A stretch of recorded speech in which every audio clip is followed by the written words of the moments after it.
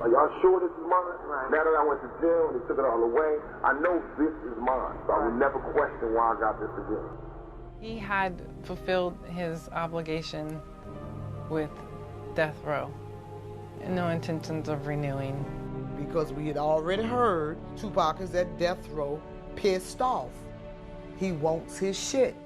I know I'm going this way, so I don't want to pay nobody to ride with me. I'm not thinking enough that I don't want to be involved. And I don't want to sell my ideas. I don't want to sell my thoughts. His death is related to us. And us, I'm meaning Death Row, who I was working for, and that's from what I've gathered when I was at New York, what I heard Pac tell Suge Knight, and what I heard over that radio that night after the shots were fired. His mother said, no, we gotta leave here because he doesn't own anything here. See, we thought that was Pac's house. Some people have put it out their mind, and others it's in their mind. You cannot have an individual of that caliber, and no one knows nothing. Somebody can't sleep.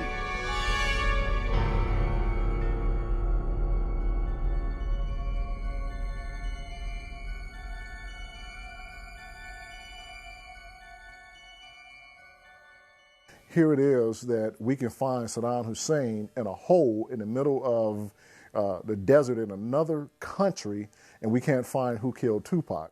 Sergeant Manning told me that, yes, young black men get killed. I had some loyalty to Death Row, and I still do.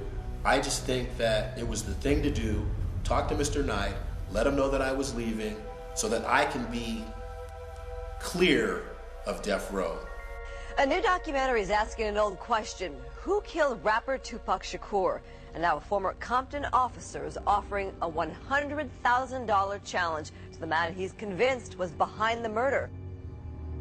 Suge rolled by in the gurney with a little Band-Aid on his head, and I was like, why are you wearing a big sweater and he's wearing a t-shirt? How amazing that Las Vegas themselves are not doing the same thing that the television shows are portraying, solving a murder case. I'm coming forward with the information because someone asked me. I believe it was a planned killing. It is somewhat perplexing as to why a conspiracy case was not presented to the grand jury. Just coincidentally, some gunman sticks his arm out of a white Cadillac and shoots the biggest rapper in America. Why didn't they shoot anybody else? I see this as a typical assassination. I need to talk to you and Kevin Hackey about some things that's going on with Pac in Death Row. It was a label that he was working on, and we was going to Outlaws. We was going to sign with that label, Machiavelli Records. And Suge has told us that no one is to take masters from the studio anymore. The radio came on with Snoop Dogg saying that he had no beef with New York. And Mr. Knight was very upset. They got to yelling at each other back and forth. They confronted each other basically to a face-to-face. I think Mr. Knight, with me not being there, he would have put his hands on him. He was that upset. And Pac's words were, I'm gonna cut out Machiavelli, and when I cut out Machiavelli, I'm the hell up out of here. And he didn't want it to go because he was like uneasy about going. He said he didn't want it to go. Tupac told him, specifically told him, that he was a dead man walking. If I can shift blame to someone else. Reggie began to tell me about how he was upset at and it had my Nextel two-way cell phone radio. Reggie Wright told us not to carry any weapons. If you cannot defend yourself, you're going to be an easier target for me. So now I'm in a situation where I'm being asked to guard Pac without any weapons or a phone. I think the reason they removed me from Tupac is because I was one of the few people that wouldn't buy into not carrying your weapon. An innocent individual that comes in to protect someone, and he's totally set up. I think Orlando Anderson's, the beating doesn't make sense. Another crucial part of your planning is going to be whether or not your victim is aware that he's in danger. I think Frank had no idea that I received them 4 phone calls. So I'm walking all over the MGM looking for him before I could even realize he isn't even in the building. That's the beginning of our downfall. Its intent is to block the middle car. And what I heard was, got him, got him. Reggie Wright used to work for Compton PD. Reggie is not honest. And he wasn't hearing it, and that was into that. So there was a lot that we never got done. So I was one of the few people that spoke up and said, wait a minute, we were instructed not to carry weapons. And we kept getting the run around, yeah, we'll get you in touch with him. When I was a judge, if I would have found out that police officers misrepresented or lied in a search warrant, I would have taken immediate action. Murdered, yes. Assassinated, absolutely. Reggie Wright Jr. is the one that brought him to that interview. The fact that Reggie Wright Sr. is a police lieutenant, if that's not a conflict of interest, I've never heard one. That communication, however obtained, either through search warrant or otherwise, needs to be gathered. Yeah, a lot of people have died that were directly or indirectly linked to this investigation. To this day, I believe that gotcha was inside the organization and not out. I'm gonna take out my glasses for this one because I want them to know. For everybody that think Pac was a hood person, Pac was not a hood person. He was never a gangster. He was never about the gangster stuff. He was always about making music, making money, and keeping his family happy. Tupac was the guy who would run for mayor, okay? He's the guy who had that kind of pull and that kind of charisma. A lot of the stuff he did from his heart, like he would give people money on the streets that he didn't know. He would stop and, you know, you would have homeless people. He would always have money on him, and he would give it to them. That's a lot of stuff that people didn't know about it. Pac forced me to believe in him. He was so hungry to see change. I have to say my best memory with Tupac was in Rome, and he was up all night dancing because that was really him doing a little dirt, staying up all night and being who he was, and then that night getting on stage, even though he didn't have to, and putting on a little concert for them over there. His mother and one of my cousins and aunts, they knew each other, so we used to hang around each other when the birthdays and things like that come around. We were on a layover flight in Texas. We had to land the plane because Tupac's background group, the Outlaw Immortals, they were, for less of a term, they were acting up on the plane, and they made the flight attendants and the pilot uncomfortable. So when we landed the plane, we were met by PD. What I remember about Tupac was he was so angry with the Outlaw Immortals that not only was he lecturing them like a dad would to his sons, but you know, they all had on their diamond necklaces representing the label, and he took all of the necklaces, put them in his pocket, and basically told them, you'll get them back when and if I decide to give them back. Look, watch. We're doing a video. Watch me. Watch what's going on so you can see when you come in, you can see if I'm giving you something. If y'all all walking around like this, we could do this shit separate. I can rap you, you rap. What's the point? Interaction. Come on, man. Come on, here. Run it back.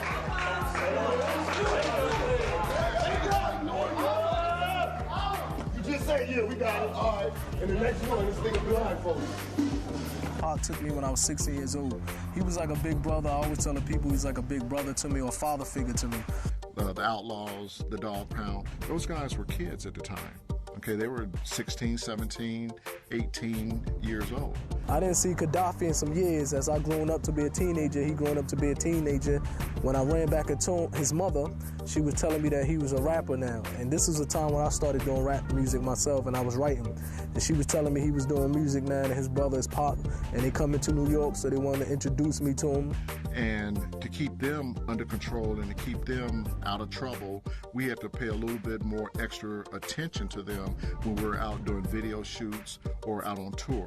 This one particular one was Muhtar, and Muhtar had a story. And Tupac had written a song, had an idea for a song. And when I met Pac, man, he was a good brother, you know what I mean? From the door, I seen good in a brother when he walked in the room. And he wanted them to talk about that, you know, to write about that. And he wanted Muhtar to write about that. Muhtar kind of had gotten it, you know, he could do it a little expressive. But for some reason, Qatari wasn't getting it, and the other one, Malcolm, wasn't really getting it because they didn't know the story, you know, wasn't their story, you know. So he got them writing, and they bullshitting, pretending they writing. And now he's pissed off when he see what they've done, nothing. So he sent them back up to my daughter's house in the Bronx with the beat, and the boom box at that time, the boom box. Yeah, big box. And go up there and don't y'all come back. You ain't getting no weed. You're not getting no water. You're not going to eat unless you got it done. So I'm up there at my daughter's house and I'm watching them up all night and they stop it. Then they write a little bit, then they let it play a little bit more and they write a little bit and they arguing back and forth with each other and you can feel the tension because, hey, they got to get something done because, oh boy, he's wounded, mind you. He has been shot in the quad studio. So he's wounded and he's the wounded warrior and he's taking bullets and here you little no accounts can't do nothing. You know, and they up there and they trying real hard because they want to be good. They want to do right. And when they come back, they had made something. I forgot the name of it, but they had something and he was pleased enough because he was a sucker. He played hard, but you know, they gave him enough for him to tell him to roll up something. And let it be known that you can't make it hot, stop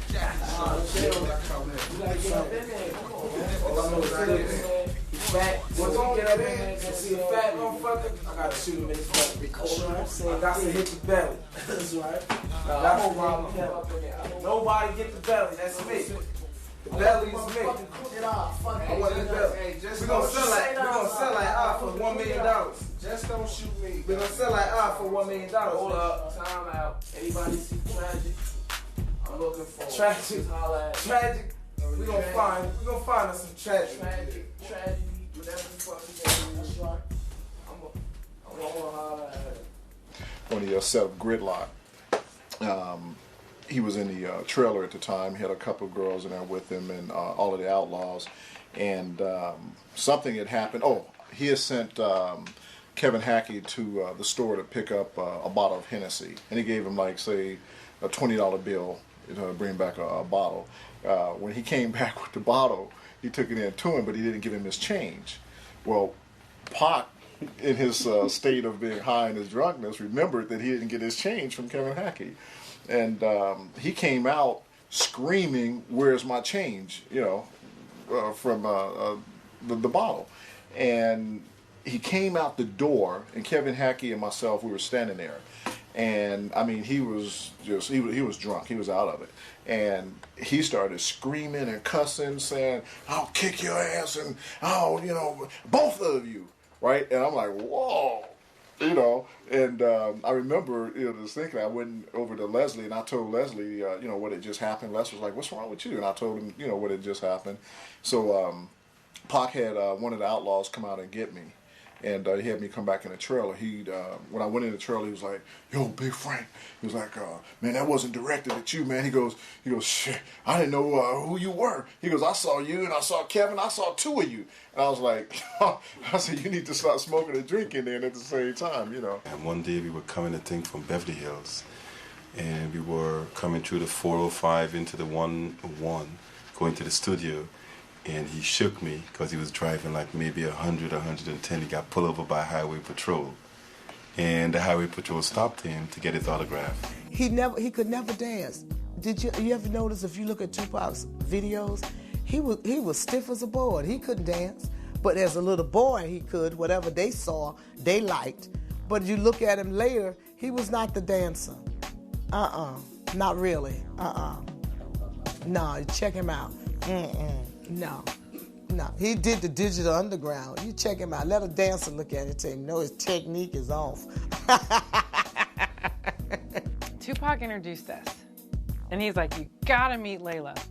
You guys have to work together." We had a mutual manager, a lady named Layla Steinberg. Layla had contacts all over Frisco, the Bay Area. It didn't matter, East Bay, North Bay, South Bay. She just had connections. She was managing him. We actually did the Mac Mall video, which is probably one of my most favorite videos, and this Rayla video where we had to have them be old men playing dominoes on the porch. Playing dominoes was the thing. That was like playing bones was the thing. I don't remember him being really good at bones, and so we used to go at it for hours. And while everybody was playing bones, he would be writing. You know, he always had his little notebook and writing, and he'd throw away. And I wish I look back now and say, man, I wish I'd have kept some of those things he threw in the garbage, because, you know, he would throw away so many songs. When he did Trap, I lived in this apartment on the 23rd floor, and my husband had went out of town. I had a small TV, maybe a 21-inch. I took that TV, put it in the living room. House full of people, apartment full of people, standing around this little TV watching the premiere of Trap. My hallway was flooded with people. I had told everybody I could. It was just like a movie premiere, but it was a premiere of Trap. I was a young mother with my own artist dreams, and I met someone who was not afraid to scream out and let everybody know who he was, what he was going through, and what he wanted to affect. From the moment that I met Tupac, at the age of 17, he was one of the most startling individuals I've ever met. He had this place called the Top Ramen Shack. This was the most ghetto, fabulous little spot that you could possibly ever be in. We had all these cabinets with no food. You know what Top Ramen noodles are? That's why they call it the Top Ramen Shack.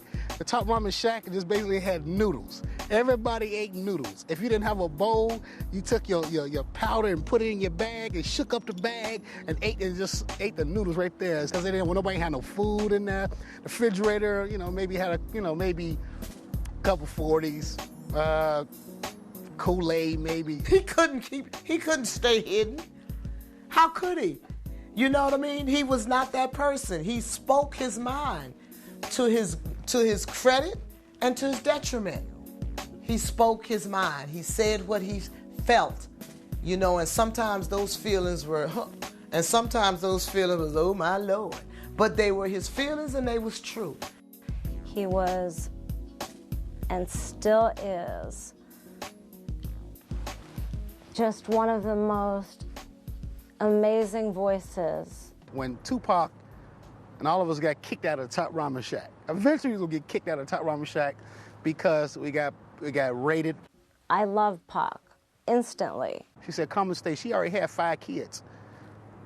So you're talking about 5 kids and 5 grown men or more sleeping. The only place we could sleep was on her living room floor. I can't remember how many people have lived with us. And those who remember back in the day with Pac, they will know we all slept on the floor. You just had to get your spot on the floor. People will remind me they stayed with me at one point or another. That's a part of me. I will always be a mother to many. But at least we had a spot. When it was raining, when it was cold, and it get cold in Bay, we had a spot. Tupac knew absence. He knew affection. He had a mother who planted amazing seeds in him, who loved him dearly. He knew gangsters, what they would perceive as gangsters, tougher guys than a Suge. He just didn't know gangsters, those gang people. But the people in the Black Panther Party that did 99 years was also some tough asses. And they schooled him on revolutionary tactics and how you do this and that. And after a while, he didn't want to hear that no more, because he'd tell him, Mama, no, take off your kente cloth. He wasn't a nationalist like that. You understand? He was on a mission. I think even when I met him back in '93, he was on a mission. He was always, he meant what he said. It was not a shallow conversation. I met him on a video set. The first time I met him, I think he was doing I Get Around or something. It was being shot at one of my friend's house. The guy was like shining. Because right now I got 2 movies ready. They're about to come out. You know what I mean? So that's enough to get us another deal for 1 movie. You've got this energy that God has given you, and people recognize it, good people and bad people, and they pounce on your energy. They pounce on your history that helps make you who you are, and they want to smother your fire. No. This is my story. I love this shit. I don't got nothing. I'm not thinking of nothing that I don't want to be involved in. I don't want to sell my ideas. I don't want to paint my thoughts. I want to watch him grow. I want to plant it with the right, I want to match it with the right mate, and let's both nurture it and make it grow, and then cut it when it's healthy and feed everybody. He would call his mom with nonsense, pretty much, you know. Hey, baby, you like the fuzz of the coke party, man. Baby, who called the police? Man, who called the police? Hide the door, baby. Who called the police? Hide the door. Who called the police? Damn. Oh, man. Oh, man. He ain't got no hair like you. Oh, man, baby, I'm going to tell you. He ain't got no hair like you. The dreads ain't working, baby. That's out of style, baby. The dreads ain't working, baby. You want to do something like this, baby. Look at that. That got bounce and condition to it. So you can do that, okay? All right, baby. Come on, Trey, let's roll it. What's happening? Oh.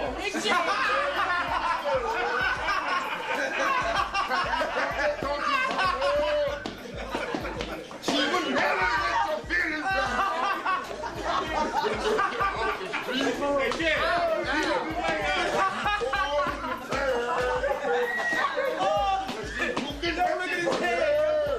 Yo, we gotta get you in. We gotta get one of those in. That's his thing. I'm telling you to do that too. You gotta do that every day. She's a super freak! Super freak! She's super freak now! Temptation C!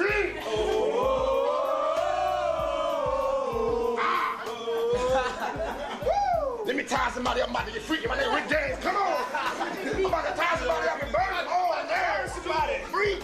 I'm so goddamn Rick, calm down. I feel so good about to burn somebody. Burn my saxophone player. Burn. Oh, man. It's the summer of 1996. All Eyes on Me has reached quintuple platinum status. Tupac gets to see his first #1 single. His next album, to be released in November of '96, is called Machiavelli, or The 7-Day Theory. We had went out there one time and to Vegas, and we go into his room, and he got the big room with the bathtub in it, and we're duly impressed. And he's walking around with his little mink slippers on and everything, and telling us stop begging people for money because we're in the casino. We had never really gambled before, and somehow or another he heard about it. So we sit down like this, you know, get chastised again.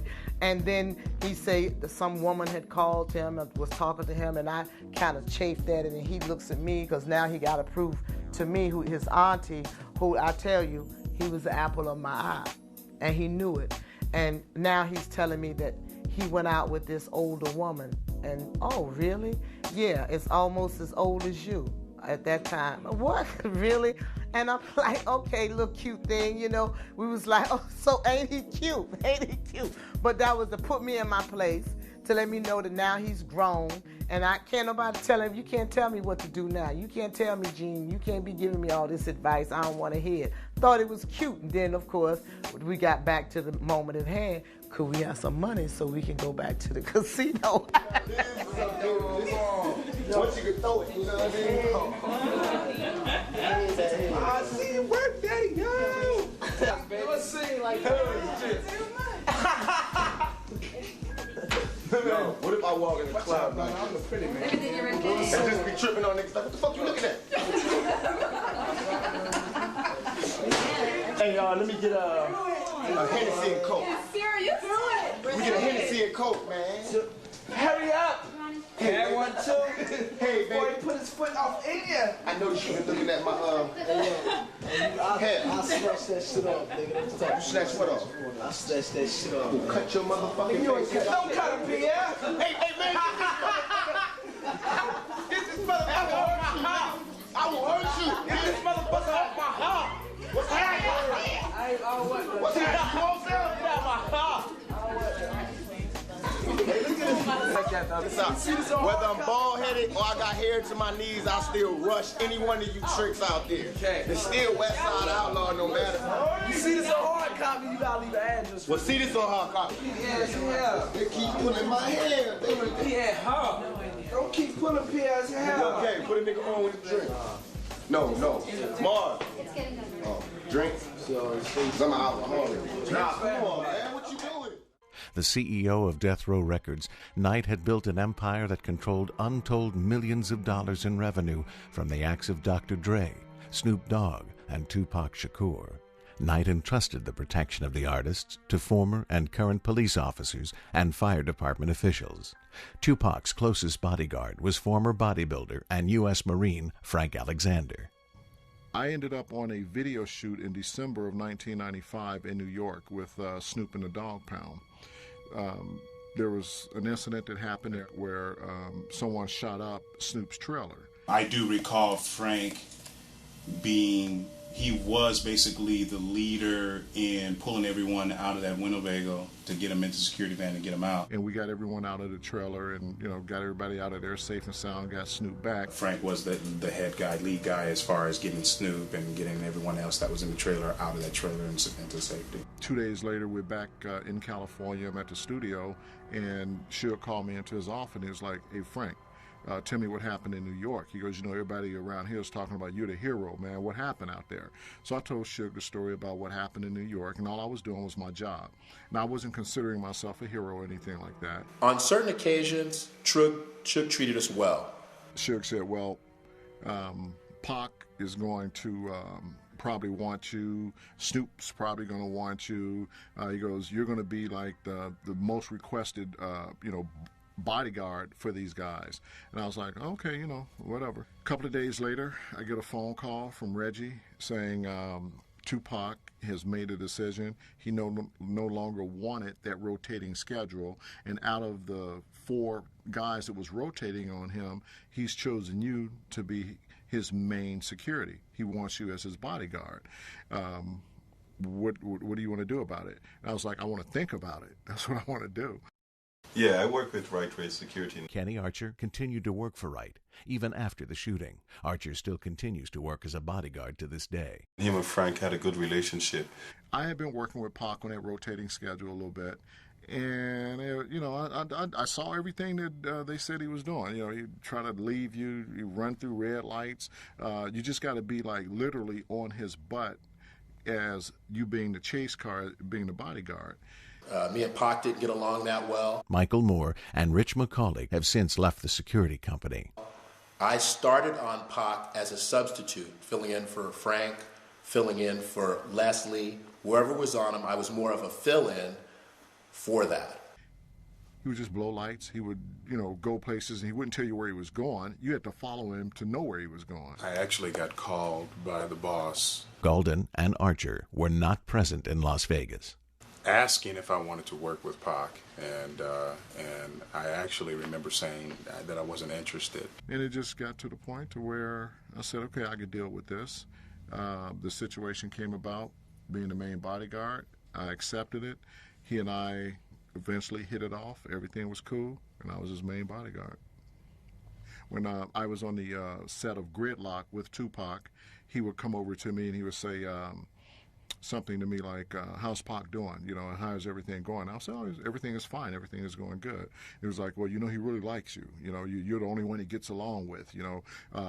Tell Reggie to put you on a salary. Make sure that you're getting paid right. Tell him I said so. Reggie made a statement that Tupac didn't like Frank, that Kevin Hackey was the main bodyguard, and he liked Kevin Hackey more than he did Frank. First of all, nigga, let me tell you something. I was the main bodyguard. I have no reason to lie, and it's been out there for 12 years, and if I was not Tupac's main bodyguard, Reggie, why would you tell me that I was the main bodyguard? Why was I assigned to him? You're the one that called me. Jesse, you'll be all right, bro, honestly. Move, don't move. Yeah. Last resort. You'll be okay. Move. You feel yourself falling? Tuck and roll. This way. He had lots that he wanted to do. Tupac was considered by industry leaders to be at the top of his recording game. All Eyes on Me has reached quintuple platinum status. He had put out the song Hit 'Em Up. Oh, that was the one I didn't like. And I was like, whoa. And I sat there and I listened to this song. I didn't like it because I'm like, it's just not nice.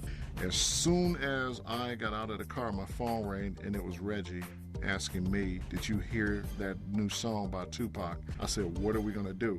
He was like, man, why did he do that song? regardless of the truth of it or not, it's like, treat people the way you want to be treated, not the way they're treating you. And, you know, we definitely had words about that.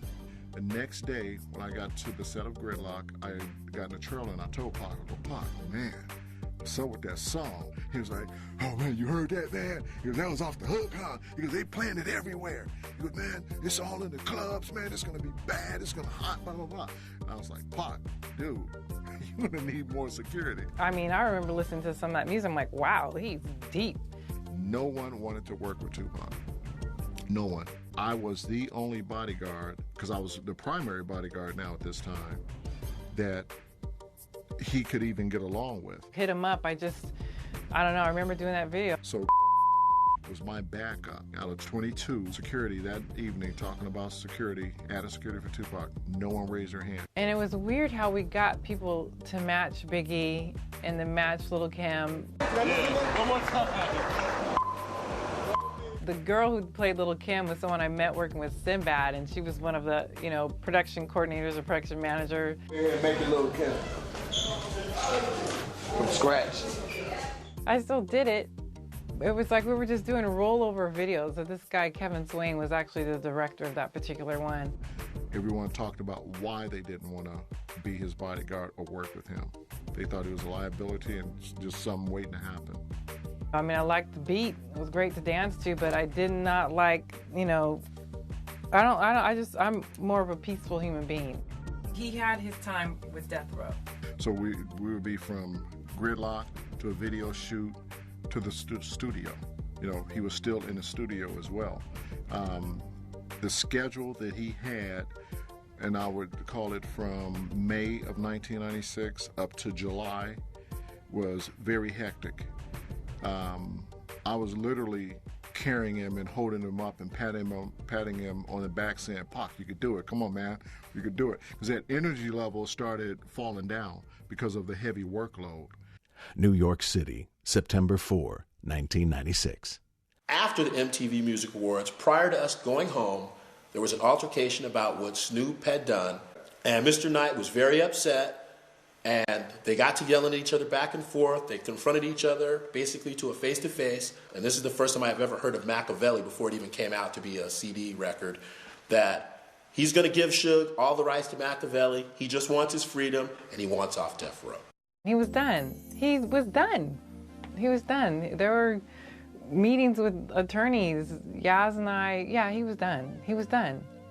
He had fulfilled his obligation with Death Row, and no intentions of renewing any sort of paper agreement. Pac is now in Dannemora. Everybody is visiting him back and forth, the guys. We want him out. Nothing is happening. We tried to get an appeal lawyer. We did have the appeal lawyer, Charles Ogletree, but that's time.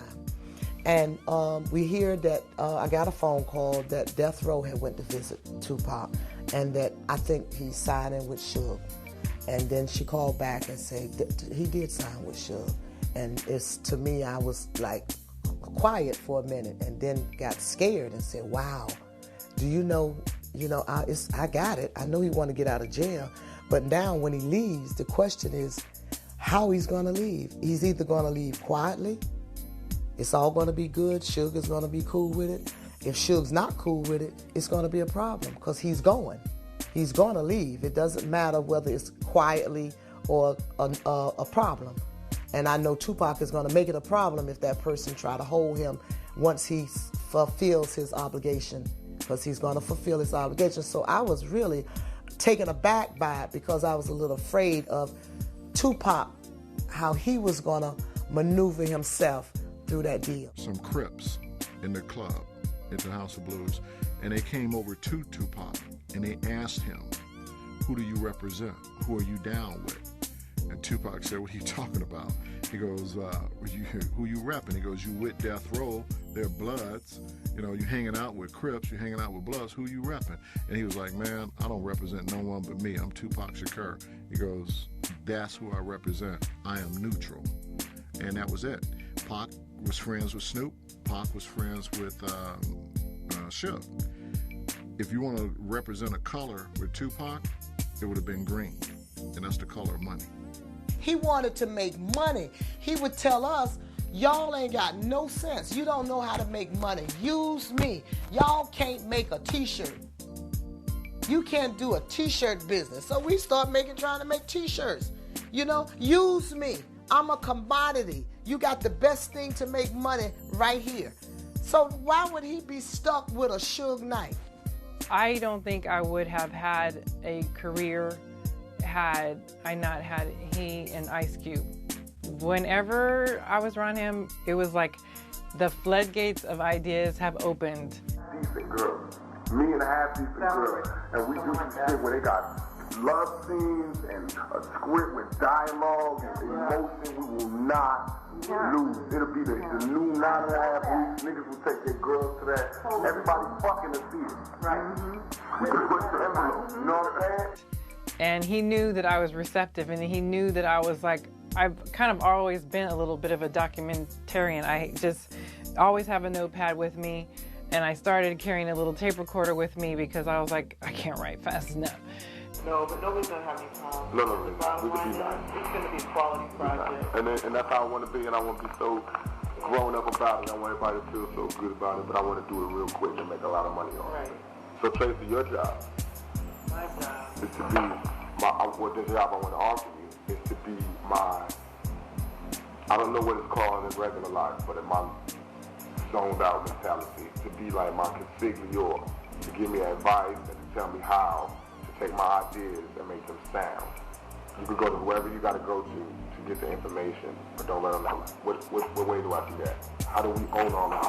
You know what I mean? Or how can we get 50% of this and then we go into that? I have still some of the notebooks where he would say, yeah, I want to do this, you know, how do you want it? I want to get these girls from Vegas, I want to have these different sets. We're going to be like cowboys, we're going to have like the kind of the, was one scene was old style scene with the girls, the hair and the makeup. It was just very, very over the top, you know, kind of situation for a music video, but it was fun. We just were doing. It was just doing. We just kept going and kept going. So I want to keep 24/7 like that, or not keep it, because now we got a hot name from beating up dudes on the set.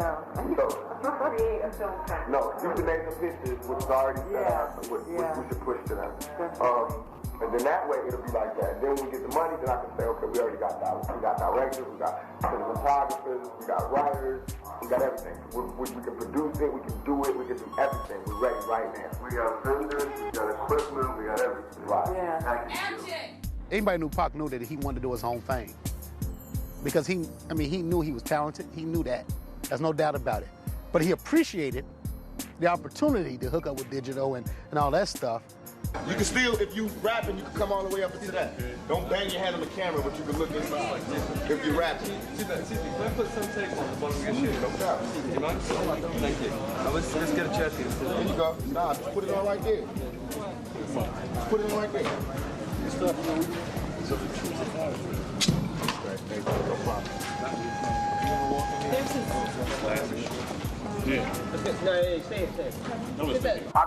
problem.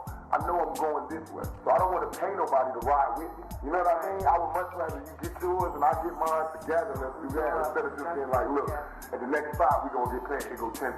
Why? I know we're gonna make it there. You go with us and you'll make more than that. You go 10 while you wait. You know what I mean? Like that. That's what I feel.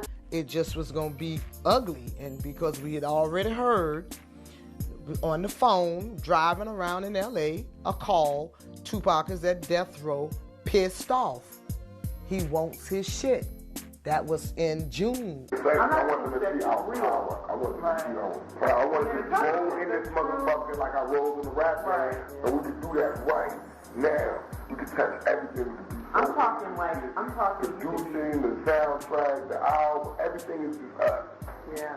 Done. We can do it cheap, we can do it good, we can be efficient. We can do it, yeah. All we need is a script, and we got a month. Let me go. And we know that was true. That if he was there, it was confrontational if he was going to get whatever he was going to get. If he was asking for his masters or asking for the paper that he signed. Because he did those 3 albums, it didn't take him long. So that's the completion of that obligation as I know it, you know, that the 3 albums. So, and I tell you, he had movie scripts and he was truly interested in that. People were talking to him about it. Hey, I want to be like Jodie Foster. Okay, they told me a deal. They was like, this is what she did. Cause I was telling them, I was like, no, I don't want y'all to pay me a bunch of money to stop doing movies and do it for y'all.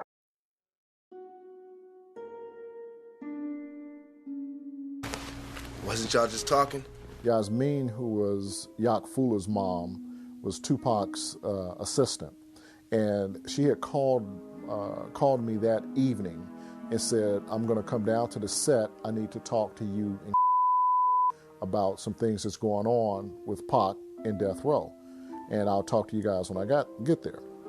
She arrives and she started telling us that there are some serious problems, that Pac is going to be leaving Death Row and that he wasn't happy and that there was an audit that was about to be performed on a record label. She didn't go into any great details about anything, and she told us basically to step up our game and watch him because of these things that were about to occur.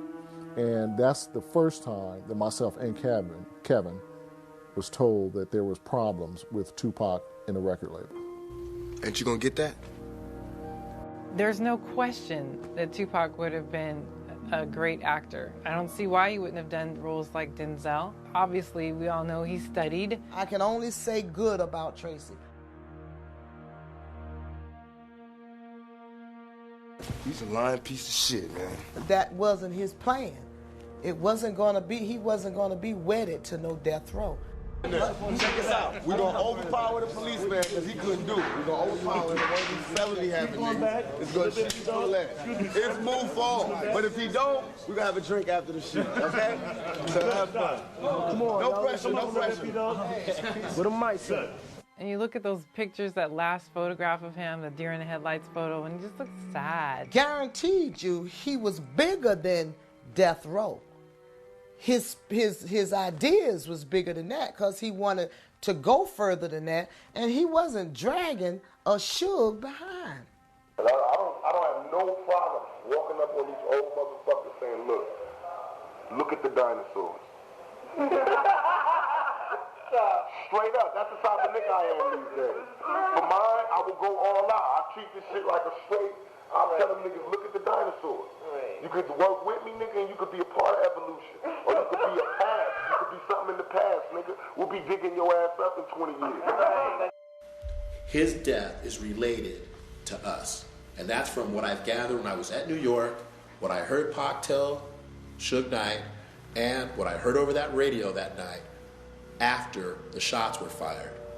And us, meaning I was a part of that at the time, and Death Row was who I was working for. So I think after we did the MTV Awards, I don't know what went down, but he wasn't too happy about it, and he didn't care about going anywhere, so he didn't feel like, he didn't want to go to Vegas. I don't even think he wanted to do the video. Pac's cousin, my son, Kenny, was on drugs. And he had taken one of Pac's rifles, and Pac heard about it. Don't thank me. Hey, Si, shoot this piece of shit. And he didn't want to go to Vegas. So he didn't want to go to Vegas, but this was a good reason for him not to go, because he was going to come down here and kick his cousin's ass. Go ahead. That is true.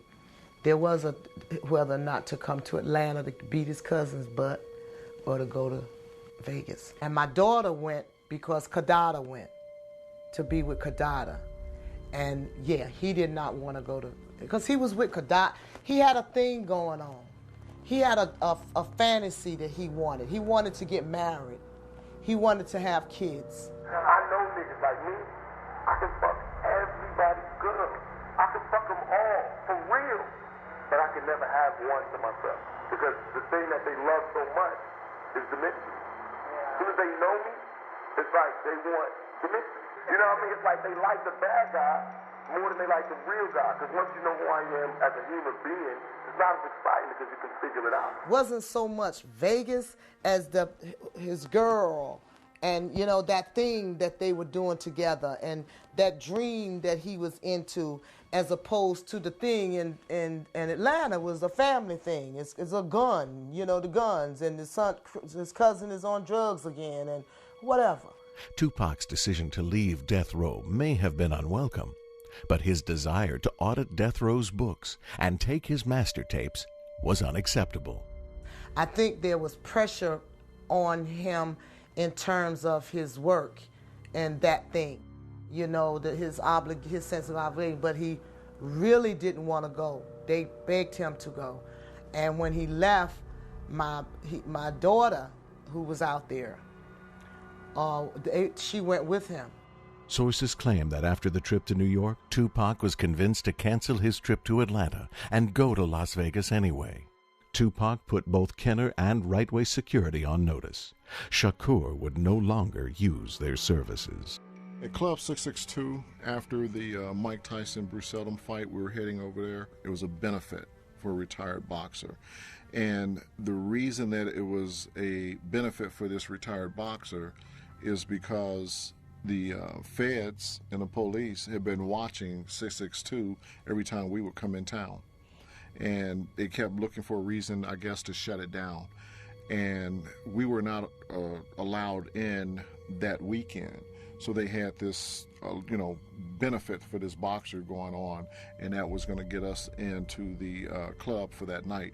We had the security meeting earlier that day, and we were told by this attorney that we had never had a meeting, like this before, where an attorney in his office would have been in charge of a meeting and would be telling us that we couldn't carry weapons. But the reason that we supposedly wasn't able to carry weapons is because of this benefit that was going on for this retired boxer, and there was no need for us to have weapons. That was the reasoning that day earlier for us not to have weapons. We were told to either leave them in our room or in our car. And how we got to the car is that it was going to be three of us. Myself, Michael Moore, and Al Giddens were going to be the only three that was going to have weapons. And my car was parked on the opposite side of the hotel that night by the time we were ready to go to the Club 662. That's why I was getting in the car with Tupac, because my car was on the other side with my gun in the car. 1, told not to carry any weapons to Club 662. 2, we were told not to have any weapons on us at any time while we were in Las Vegas. Reggie Wright asked me to ride with him to the meeting that we were having. It was about 12 noon, and we were going to George Calisa's office in Las Vegas. When we arrived there, there was 23 other security personnel for Rightway Security at this meeting, along with the attorney and Reggie Wright. When we got there, they started going through the meeting and what the meeting was about. And one of the main issues and the main points were we were not to carry our weapons. So that right away brought up the issue of why not. The topic of discussion about the weapons was why not? Who are going to carry weapons? Why we're not going to carry weapons? We were told that we could not carry weapons and no one should have a weapon on them. Reggie Wright Jr. was a former Compton police officer. He was not only Suge Knight's security director, but he was also a partner with Knight and attorney David Kenner in the operations of Death Row Records. It was very interesting. When Knight went to prison for the beating of Orlando Anderson at the MGM, Knight lent his organization to a partner that would be both trustworthy and loyal to him, and at the same time have the means, contacts, and resources to enforce the rules of the organization. And in an organization with the name Death Row, the rules were upheld with violence and threats of violence. That man was Reggie Wright Jr. Rightway Security, who provided security for Death Row Records. Reggie Wright Jr. was clearly at the middle of the entire orchestration of the assassination, to be sure. However, could Reggie Wright use Death Row resources for that effort? He owned a security company.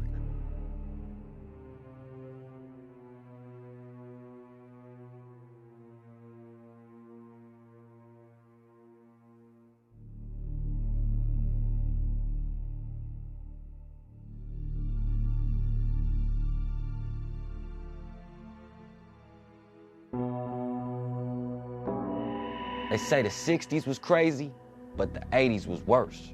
Crack fucked blacks and gave birth to a curse. The gunshots were fired from the suspect vehicle only, again, which is described as a white or light-colored newer Cadillac. The moon's bright, the sky's misty. Know my future, cause I know my history. My life predicted by a gypsy. Murder, she wrote at the end of the story, the streets get me. That's why I live quickly and always keep a pistol with me. Ghetto prisoner, won't stop fighting until I'm free. Raising a city of fallen angels where niggas ain't scared to bleed. If money's the root of all evil, then greed's the seed. This ain't living. We taking cause ain't nobody giving. How can it possibly be peace in a country built on murder? Laws passed daily, my nigga, to purposely hurt you. I'm the product of a hate that society nurtured. When will the evil end? Too many browns and blacks in the system, victims of legal sin. In court praying for mercy when condemned by evil men. Ain't no love in the heart of the city. If it's a God, where is he? My homies dying over hundreds and fifties. I sit back, sip yak, and analyze the situation. Ain't a person alive today knowing the monster we facing. They crucified Jesus Christ, so Marcus Garvey for rice, shot Malcolm X in the chest, gave Nelson Mandela life. Tupac died at 25, told my mama bury me with a 357, just in case God tripping, I don't get into heaven. Shit is crazy, huh? This is what I see. We are no longer slaves, but we sure ain't free. So until I ain't gotta kill and steal from my own folks, tattooed across my soul are these words I just spoke. So who the fuck y'all gonna call when I break all the laws on behalf of every innocent criminal? Pac was gonna introduce, Mike was gonna come out to one of Pac's songs. And so we was really excited about hearing it. So we trying to find a station, we keep turning, we don't hear any sports. Finally we get the public radio station. And what we hear is rapper Tupac Shakur shot in Vegas. We were in the cab and we heard, something happened, Tupac, something. It was like, over the radio, oh, those rappers, Tupac, something, people have been shot. Now we're stunned, nervous. I am petrol because I'm driving.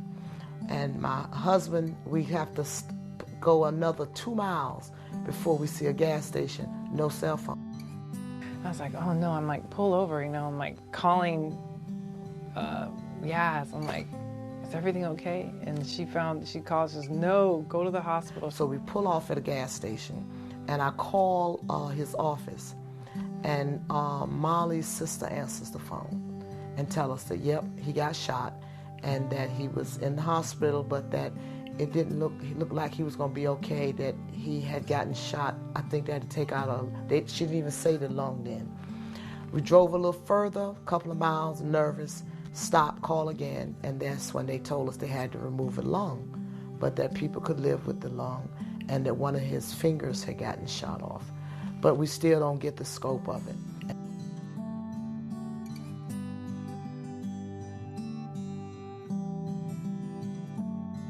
Trying to keep me up, trying not to get into the emotion of it. And we finally get to Vegas and we get to the hospital. We get to the hospital, my daughter is there, Molly is there, and my sister is there. My sister come out and tell me that y'all can go in, you and Tom can go in. When we get out the car, my husband, all of that holding in, when he stepped out the car, he slumped out. It was like all of the weight now had fallen and he was now, you could see the crushness, like he had aged.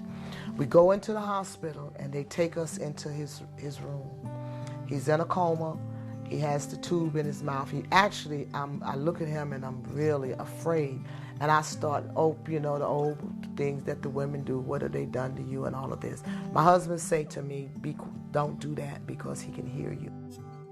And I also remember seeing, Suge roll by in the gurney with a little Band-Aid on his head, and I was like, what happened? And the first day, I think, when I saw Suge, I didn't want to see him because they say, look, Suge got shot. I can't see that. I don't see the shot. I see something, but it's not a shot. And Pac is in the isolation room, intensive care, and some of the death row people, the gangs really, were outside. And it was a haze. It was like a dark cloud that was just sort of over the organization, if you will. When I saw him laying there, I thought to myself, he can pull through this.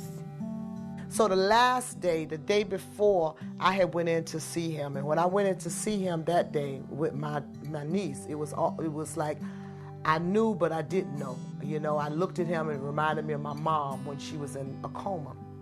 So I cried real hard that day. Tupac was loved by all of his colleagues, and he was loved by his security staff. And the next day we went, me and my sister went, and they had called, we went, then we went back, then they called and said to come. And when we got there, they told her that his kidney was failing, and they wanted to put him on dialysis before. It wasn't there yet, but they wanted to put him on dialysis. Okay. Then they come back and say that every time they tried to hook him up, his heart would fail. And my sister was not really hearing him. And they said it, kept saying it, and she said, "What did you say?" And he said, "We did it, and we had to resuscitate him 3 times." And when she heard that, she said, "Don't do that.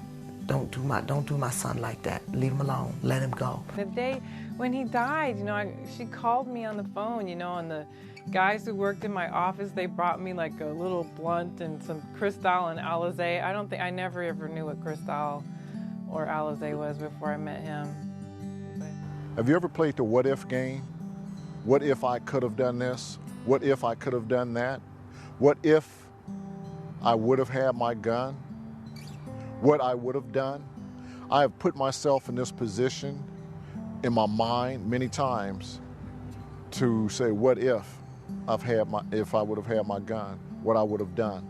And I've put myself in my mind imagining jumping out of the car and taking a firing position and firing back into that Cadillac, disabling the Cadillac to where it wouldn't have been able to have gotten away, and I would have shot back and hit one of the assailants that shot Tupac. Whatever would have happened. The what if game. I've played that game for 12 years.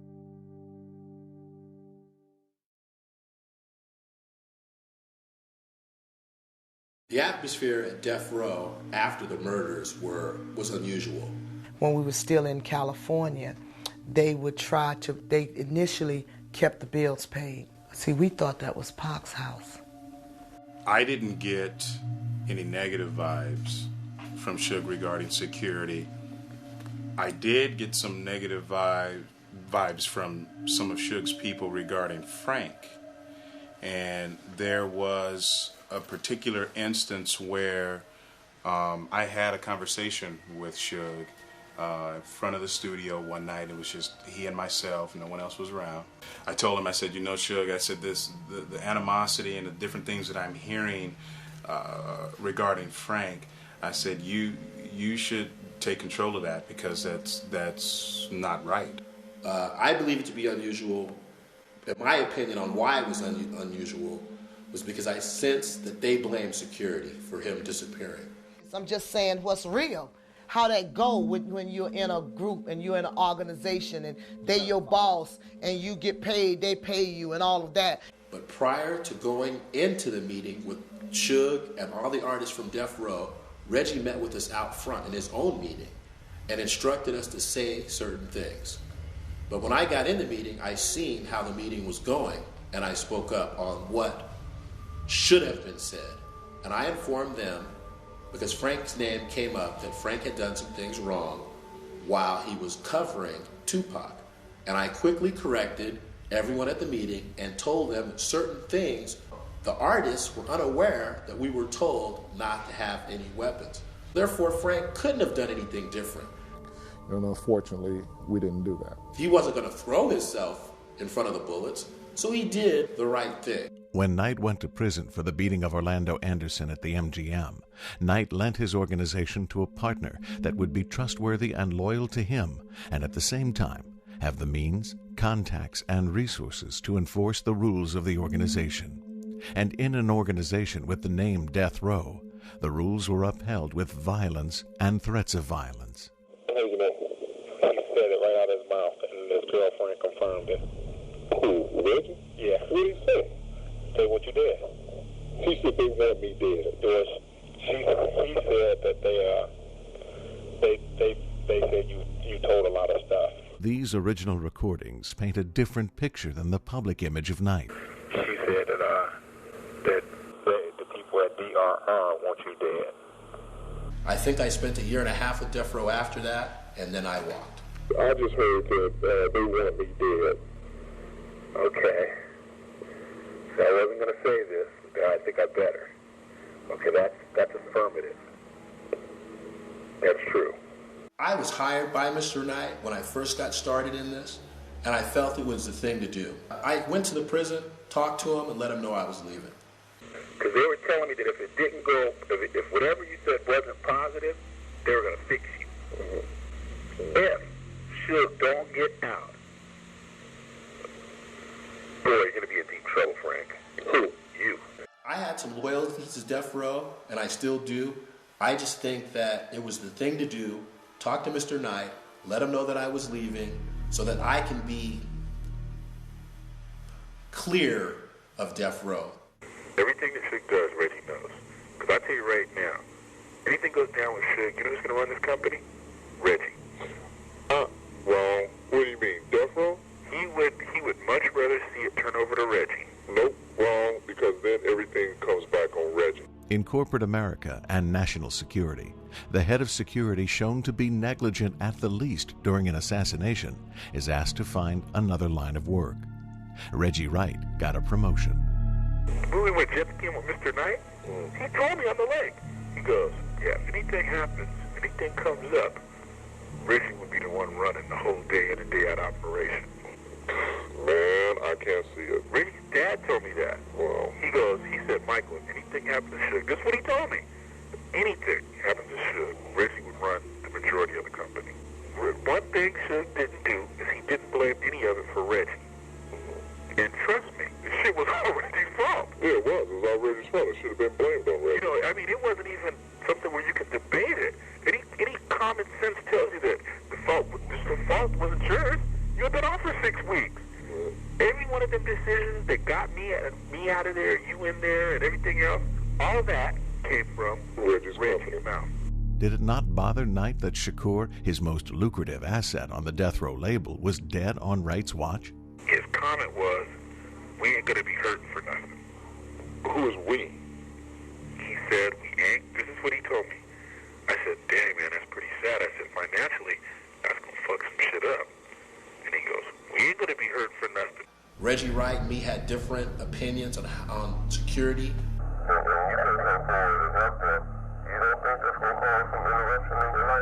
And I talked to Reggie Wright about it. Well, Suge asked me what I was going to do. Yeah, what you going to do, Frank? What you going to do? Do you know what he meant? No. You don't? No, I don't. Obviously, I don't. What did he mean? He wanted you to take someone out. I said, Reggie, what was Suge implying? And then Reggie, he got sort of stupid on me. Nigga, you don't know see what I'm saying? He said, you don't know what's up? Niggas need to be disappeared around here. I put in my work for him. I did my time with him. They recommend you don't get subpoenaed, or whatever that's worth. I don't know what it means, but that's what they told me to tell you. You know, the situation and the way it went down.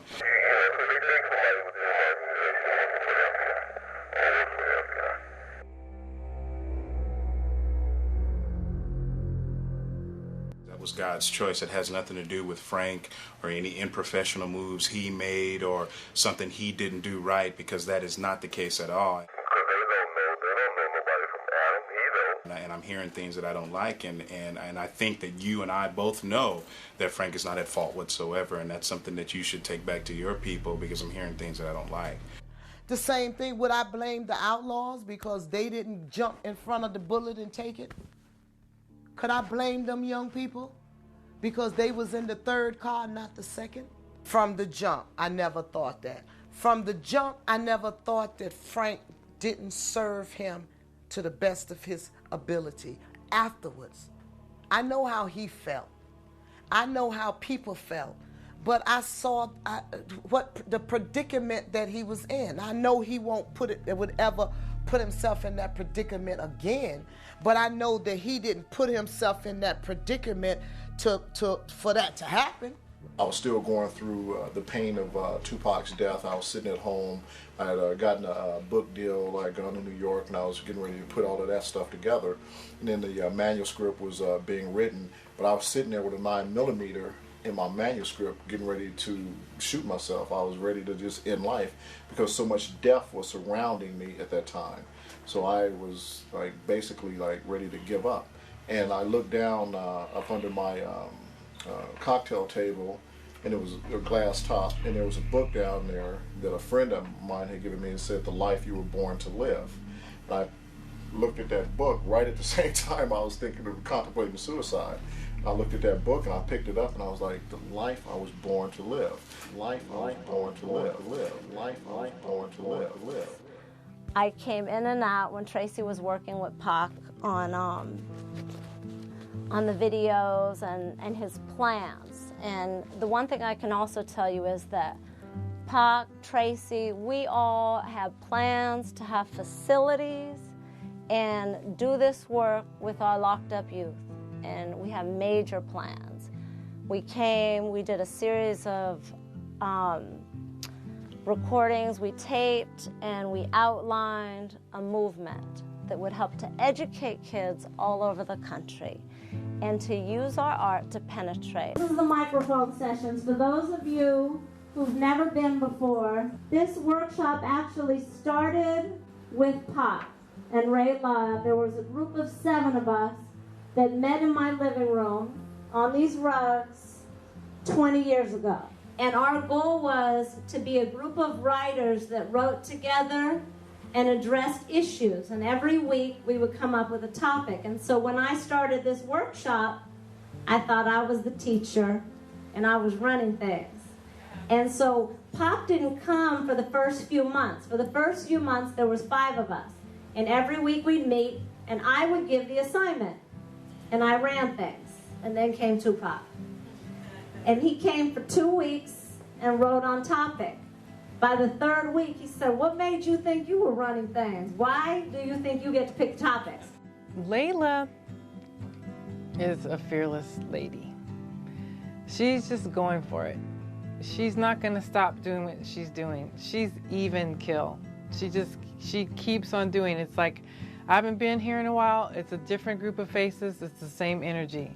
She's still giving her heart. You kind of get what you ask for. And because Pac refused to let me run things, we shared the running of the space.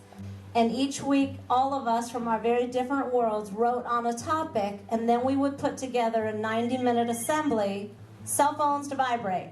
From here on out, we're recording. Mine, better make sure. I promise everything gonna be fine. Mother bump rain and the J Valentine. As if you didn't know, I'm gonna show you that Doja was that brother that your show should have signed. When Pac died, it was definitely equivalent to a president being assassinated, and it really took a toll on me. But when I met Layla, it was inspirational because Layla represented a part of Pac that a lot of people like myself didn't know, which was that Pac was very well read and that it wasn't an accident that he said some of these powerful things in his music. I just want you to keep doing it because you're already a young teacher and you're really powerful. And I know you look at me crazy when I say that because I don't think you've been validated very much. But I think in this group, you'll begin to really be validated for your honesty. I spoke at Layla Steinberg's poetry class in North Hollywood. It was amazing. I loved it. I loved speaking to the kids and the people that were there about Tupac. There was a tribute to him there. It was really nice. And I talked about the what if game. Credibility is dead in the times we're living in. They may say they're loyal. They talked about loyalty. Maybe back then may have been some loyalty, but now it's when people get that time hanging over their heads, people getting older now, people that know something, it is now becoming like cancer. And they got to notify somebody that there's something wrong. So it's just interesting that that scenario played out the way that it did. You know, I look at it now, 10 years later, and it just seems as if now today to me that it was just all part of the scheme, all part of the plan of things that was being put together possibly back then to happen September 7th, that night that Pac actually got shot. What about the former detectives of Compton? Were they so sure that they had their man with Anderson that after 10 years their informants have come up with nothing new? Police often use informants to help investigations move, but informant information can be considered unreliable. I don't care what people say. People gonna snitch when you sitting there, when you're looking at 50 years on your head. In the case of LA Times reporter Chuck Phillips, the decision to use an informant leads to disastrous consequences. Chuck Phillips came along because he was an award-winning writer. He had some credibility. Well, I think the LA Times article, and I don't want to, I don't want to point the finger at another reporter, but I do think that my understanding from talking to 2 gang cops out of Compton, the Compton Police Department at the time, which has since been disbanded, said that they spoke to the source, one source. And the first time he wrote it, it sounded really weird. But there was, because of his credibility and because of who he wrote with, you thought about it, but it didn't make real sense because you gotta know it was bigger. One source on that story, a little gangbanger out of Compton, who they told me is still laughing his head off. So I don't know what, except that Chuck Phillips was irresponsible in writing it. Because look what I did, I say it here and it comes out there. He duped, I believe, the LA Times reporter, Chuck Phillips. And then one of my sons said to me, Chuck Phillips is on Suge's payroll. Oh, okay, then that's the end of that. Biggie Smalls in town, because Biggie Smalls was in a New York studio cutting a record that night. Now when he comes back and he writes, because he called us to tell us he was going to write it. Now he's back on, because what he did there is what he did then. Is he took a little bit of some truth and he put other stuff in it. Because in '94, when Pac got shot, Biggie came to the hospital. Biggie stayed at the hospital that night. That was supposed to be a book deal for him. He's coming out with this article, and that was going to get him a book deal. He already had a book publisher interested, and it never happened because Biggie Smalls' mother immediately cried foul. Biggie retrieved one of the weapons to give to the cousin, whatever, that was left there. Biggie was there that night as shocked as anybody else in terms of what you're looking at. And, her son was in New York, and how could they not verify? How could the reporter not verify Biggie Smalls' whereabouts when you're accusing him of murder in a 2-part series on the front page on the Sunday edition of the LA Times? You think you would have gotten that part confirmed and wouldn't confirm it with a little gangbanger out of Compton. It was so wrong, it was unbelievable. What I know is that night when he got shot, Biggie was at the hospital. And he was not at the hospital gloating. People I was dealing with, talking to people in the entertainment media who were just shaking their heads. How could he possibly get that wrong? There would appear to be substantial evidence to refute the claims made by Brennan and the Compton PD if left to the strength of Brennan's single affidavit. Of course, we have very little else from which to determine where the Orlando Anderson myth and the gang war myth started.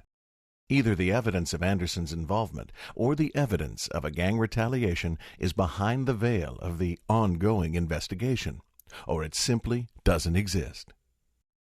And what about Vegas police? I think that the reason a lot of it was covered up is because most people that worked for Death Row Security had a badge of some type. They were either law enforcement officers, they were fire department officers, but all of them had a badge of some type. And they were able to pull them badges out to get in and out of certain situations. And I think the ball was dropped right there. I think people had badges, they didn't want to push the issue, and they chose to overlook looking at death row. And when I look at all what's happened with Rampart, people that we had working for death row, where we had Los Angeles police officers working within the organization, Compton police officers working with inside the organization, that is where it failed. People had badges, people had careers, and that's exactly what they did. Me, myself, I was able to pull out my fire department badge when I got into a situation. Said, hey, I work for the fire department. People were pulling out Orange County badges. People were pulling out LAPD badges. People were pulling out Compton badges. But yeah, you had a lot of guys with badges. And I would think that those guys who were hired by Suge and were with him that night would have been interviewed by the police. But I mean, maybe they know something. Well, when you have police officers interviewing police officers, I believe the code of silence came and took place in Las Vegas, even when it came to dealing with security. I found that there was a tightness. Everywhere you went, there was like this tightness that nobody wanted to. It was almost like people were afraid to talk about the case. I mean, there was a weird sort of ring around the investigation that was tough to penetrate. And I was getting a lot from cops inside, and I did report that Metropolitan Police in Las Vegas were on Suge Knight's payroll. Where security themselves, they were quiet. No one was saying anything. So deep down inside, I personally believe them badges stopped us from getting to the truth. Who would be capable of influencing an investigation? One thing is certain. Yeah. Until they decide to come forward with what they do have, the police can make all the claims they want, and there's nothing to stop them. We are looking for a suspect vehicle which was described as a white or off-white Cadillac. It amazes me that when we have professional bodyguards as part of this entourage, that they can't even give us an accurate description of the vehicle. Again, which is described as a white or light-colored newer Cadillac. I can't understand how a man with a status so high can get murdered on the streets and they let it just slide. If I could just prophesize and open up their eyes, expose their every move and catch them in their lies. Witness situations getting out of hand, there's a hole in the system, homie, this is not the plan. Nope, it's obvious, they left us in the cold. Why you think they call them homicide? Cause everybody froze, and it shows. Case closed, y'all people crooked, man, and everybody knows. How the hell can you brag about a case on a TV show, homie, but the pot case blows? Got y'all killing with the flow. If you can't comprehend, I'm talking to the po-po. Pac was right, things won't change, so I figure I'll take the torch to spark a little flame. Pac told y'all niggas about the pump police, man, they crooked. Crooked, crooked, gotta keep your eyes on these chumps when you're moving through the streets, cause they crooked. Crooked, crooked, try to understand in your heart they can never be peace, cause they crooked. Crooked, crooked, that's why we ride with the heat when we roll through the streets, cause they crooked. Crooked, crooked, mind over matter. I can't tell, there's a spell in these streets and I wonder if it's hell. Then what's jail? The belly of the beast, so I'm knowing in my heart there can never be peace. Sorry. Then they wonder why we gooned out, cause every time we try to speak, all they do is tune us out. Now you shut up. And I ain't even playing games, to be honest, all y'all should take the blame. Yeah, for justice not being served. Got some nerve to hypnotize us with false words. Stop lying. It ain't fair, man, just listen to the Don Dog, they don't really care, man. And that's how it's going down. They look the other way every time we face down. Ain't see nothing. Just ride for me, homie. If I die, don't let the law ride for me, homie. No, I told y'all niggas about the pump police, man, they crooked. Crooked, crooked. Gotta keep your eyes on these chumps when you're moving through the streets, cause they crooked. Crooked, crooked. Try to understand in your heart they can never be peace, cause they crooked. Crooked, crooked. That's why we ride with the heat when we roll through the streets, cause they crooked. Crooked, crooked. Yeah. Crooked as they is, crooked as they come. Crooked when they start, crooked when they done. Hey. Crooked as they is, crooked when they come. Crooked when they start, crooked when they done. Hey. Crooked.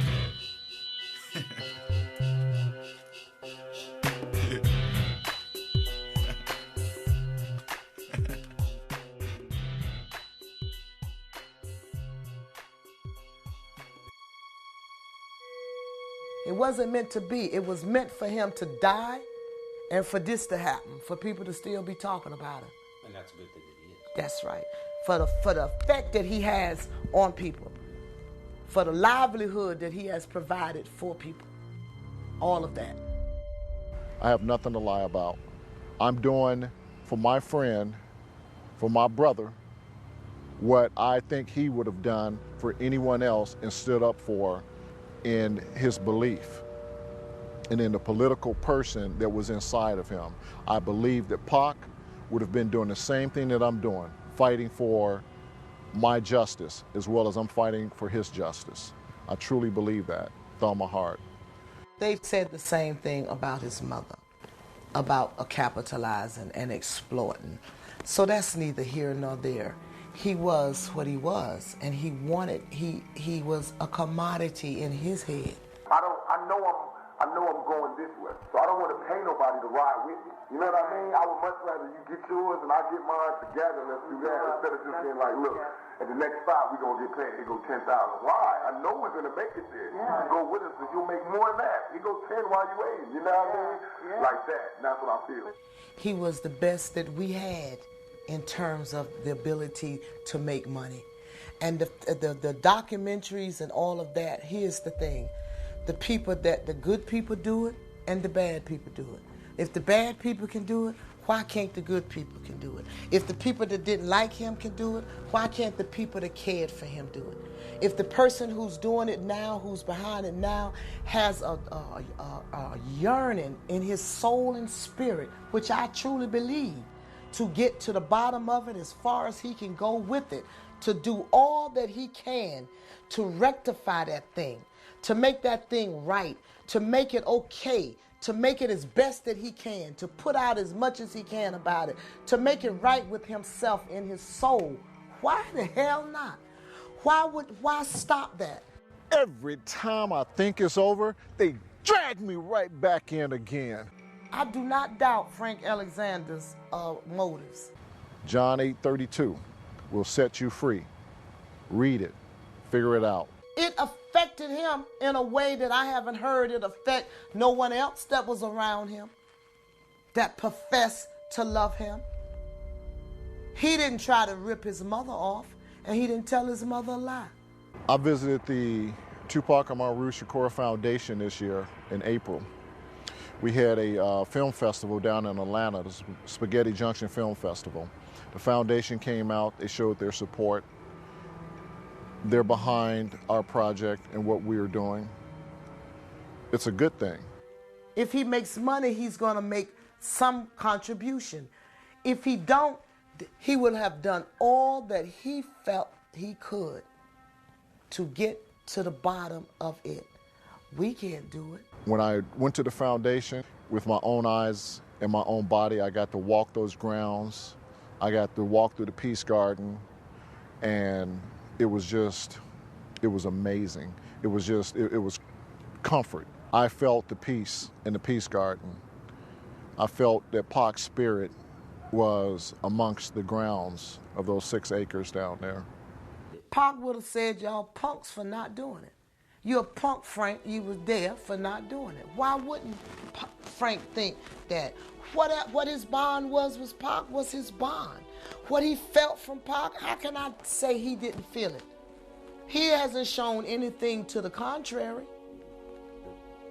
I don't know anything different from Pac, however that was. Frank came to his mother, asked permission every time. I got your back, got that, saw it, could I do it, that, read it, whatever. She never said I don't like what he's done. Why is it that in 2008, we can take a baseball player to Congress and put a steroid issue in front of the American taxpayers to solve what? Whether he used steroids or not? Who cares? Let's solve a murder. Let's bring the Department of Justice in, reopen this case that I assume is closed. Let's bring justice for Tupac Shakur. I believe he's resting in peace in heaven, but on this earth, I bet you he's turning in his grave. I still today miss him. I'll mourn him till I join him, you know. And that's just it. You know, that's all I have to say on that.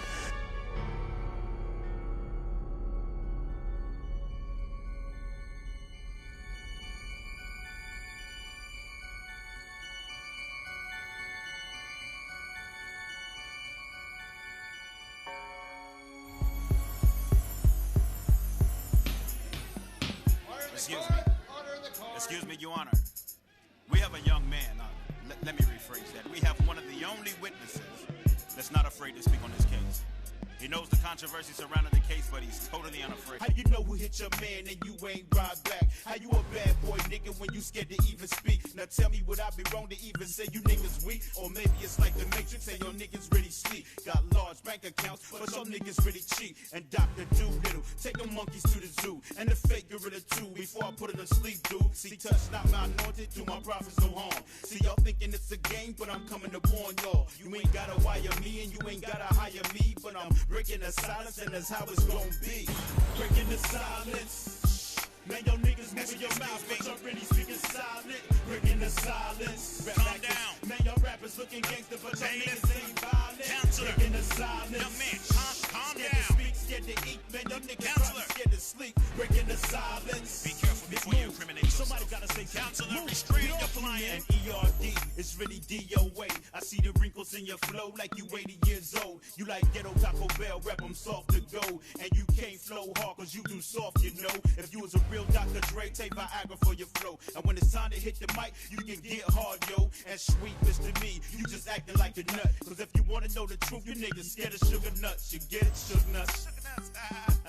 What I'm really trying to say, y'all niggas is diabetic. Go ahead and admit it. You probably wouldn't if you could. It ain't hard for me to tell that y'all niggas is scared of Suge. In 05, yo, it's just about gone. And I gotta be honest, because I'm tired of his songs. Ain't it funny how the time fly? When you scared the industry, sell 11 million lives. Breaking the silence. Man, your niggas moving your mouth, but you're really speaking silent. Breaking the silence. Calm down. Man, your rappers looking gangster, but your niggas ain't violent. Counselor. Breaking the silence. Young man, calm scared down. to speak, scared to eat. Man, your niggas probably scared to sleep. Breaking the silence. Be careful before you incriminate yourself. Somebody gotta say, Counselor, restrain your client. Promise to tell the truth and nothing but the truth. Yeah, I promise to tell the truth, cause if I don't. To the world, give peace till we all give peace. We gon' call it the reckoning. Ride on down, keep riding, keep riding. To my homie, give peace to the world, give peace till we all give peace. We gon' call it the reckoning. It won't stop, it don't stop. No, telling all the fans the truth about Pac. Yeah, giving them reasons to ask questions. Countless nights of interviews, no resting. We put it together to teach a lesson. Open up your mind, be grateful for every blessing. Don't get it confused, we on a mission. Never would you see it so vivid, this is not fiction. A million theories, but there is one truth. If it was you, tell me, what would you wanna do? The world's been waiting for explanations. Well, here it is now for those patiently waiting. Who could be next? How could we tell? Who could you trust? There's no one left that y'all fail. All fail. I give you my word, this is the real deal. The closest people to Pac, about to seal the deal. Ride on down, keep riding, keep riding. To my homie, give peace to the world, give peace till we all give peace. We gon' call it the reckoning. Ride on down, keep riding, keep riding. To my homie, give peace to the world, give peace till we all give peace. We gon' call it the reckoning. It don't stop, it won't stop, it can't stop. To my homie, give peace to the world, give peace till we all give peace. We gon' call it the reckoning. It don't stop, it won't stop, it can't stop. To my homie, give peace to the world, give peace till we all give peace. We gon' call it the reckoning. It don't stop, it can't